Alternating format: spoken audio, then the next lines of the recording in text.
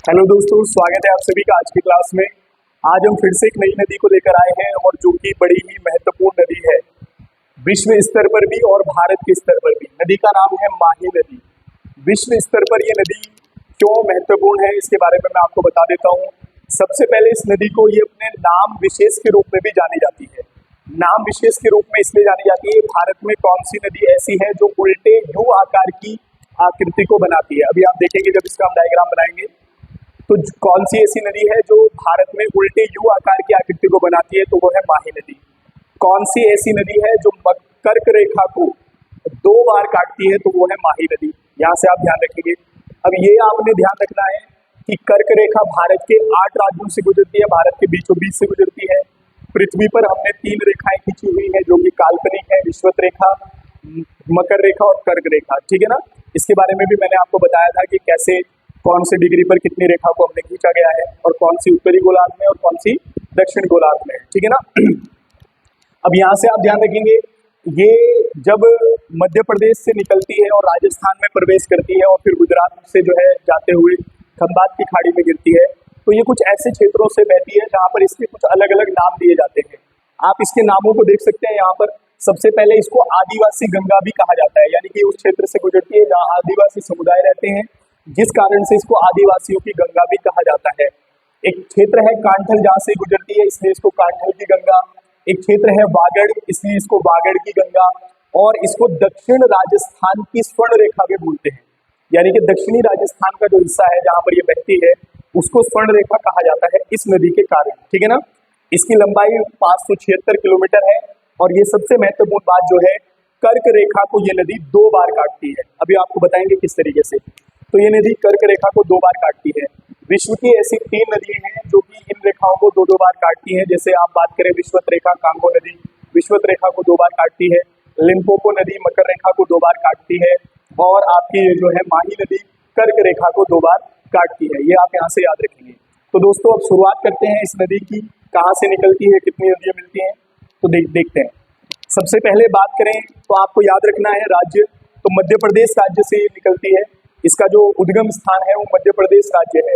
मध्य प्रदेश का विंध्याचल पर्वत आप याद रखेंगे, मैं आपको पढ़ा चुका हूँ इसके बारे में, इसका विस्तार, इसकी पर्वत चोटियों को सब कुछ मैंने आपको बताया है पिछली वीडियोस में, आप जाकर देख सकते हैं।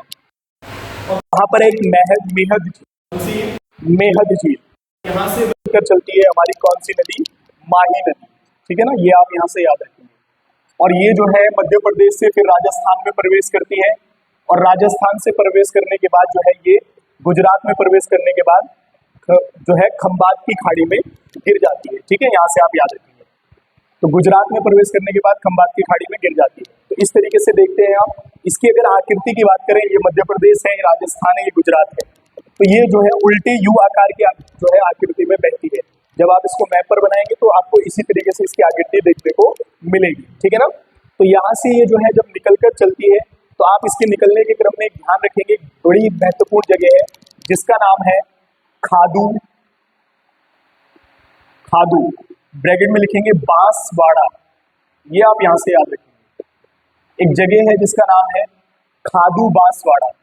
अगर बात करें कि क्यों फेमस है खादू बांसवाड़ा, यहीं से ये राजस्थान में प्रवेश करती है। कौन सी नदी है, जो आपकी माही नदी है।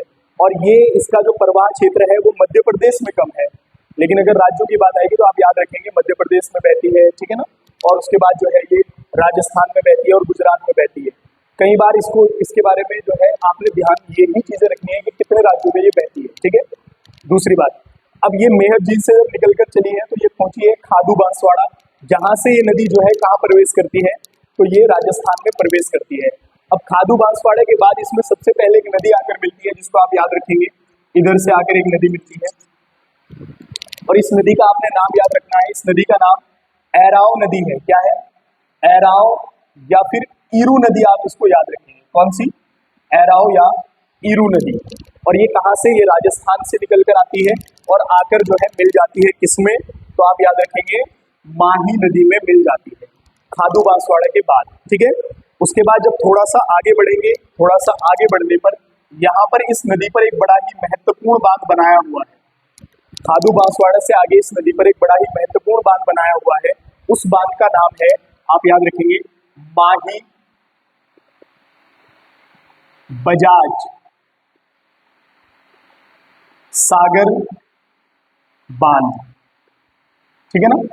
यहां पर एक बांध बनाया गया है, माही बजाज सागर बांध। तो कई बार आपको जो है जब हम बांध पढ़ाएंगे, कई बार कुछ बांध जो है केवल नदियों की वजह से ही हमें याद हो जाते हैं, क्योंकि उन्हीं नदियों के नाम पर उनके नामों को रखा गया है।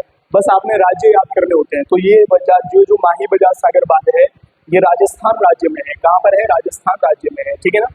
उसके बाद अगला, आगे जब नदी बढ़ती है तो यहां से आप ध्यान रखेंगे, आगे नदी बढ़ने पर इसमें एक नदी आकर मिलती है, ठीक है। इसमें जो है एक नदी आकर मिलती है, जिस नदी का नाम है, यहां से आप याद रखेंगे, सोम नदी। कौन सी नदी है? सोम नदी, ठीक है। तो आगे बढ़ने पर इसमें एक नदी आकर मिलती है जिसका नाम है सोम नदी।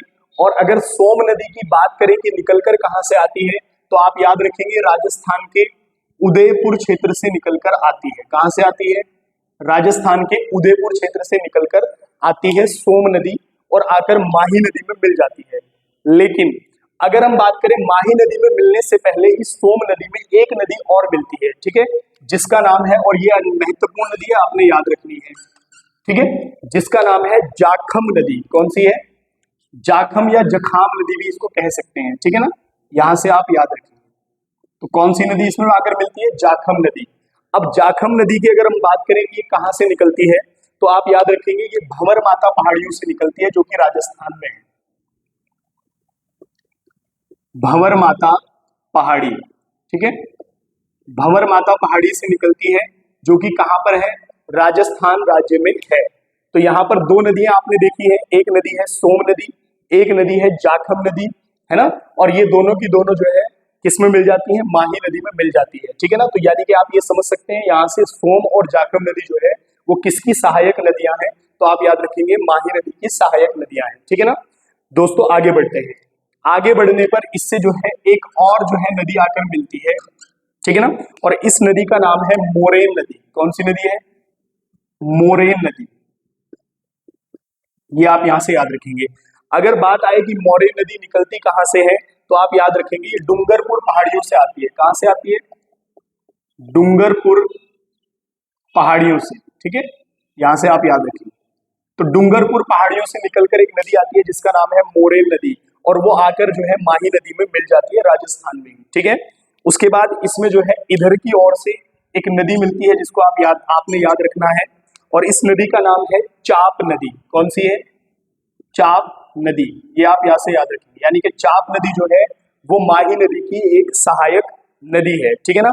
उसके बाद थोड़ा और आगे बढ़ेंगे तो इसमें एक और नदी आकर मिलती है जिसको आपने याद रखना है, और इस नदी का नाम है, चाप के बाद जो मिलती है, अनास नदी। कई बार इसको अनस नदी भी कहा जाता है, ठीक है ना। कौन सी नदी है? अनास नदी। तो यहाँ पर इधर से इसमें दो नदी मिलती हैं, एक चाप नदी मिलती है और दूसरी जो है अनास नदी मिलती है, और आपने दोनों को ही याद रखना है, ठीक है ना। उसके बाद आगे बढ़ने पर यहाँ पर जब ये गुजरात में प्रवेश करती है बच्चों, तो इस पर यहाँ पर एक बांध बनाया हुआ है जिसको आपने याद रखना है। कई बार इस बांध को पूछा जाता है। बांध का नाम है कड़ाना बांध। क्या है? कड़ाना बांध, ठीक है। और ये आप याद रखेंगे कि कड़ाना बांध जो है वो माही नदी पर है और गुजरात राज्य में है, ठीक है। उसके बाद इसमें जो है गुजरात की एक नदी और मिलती है, मैं यहां से बना रहा हूं, आप ध्यान रखेंगे, ठीक है ना।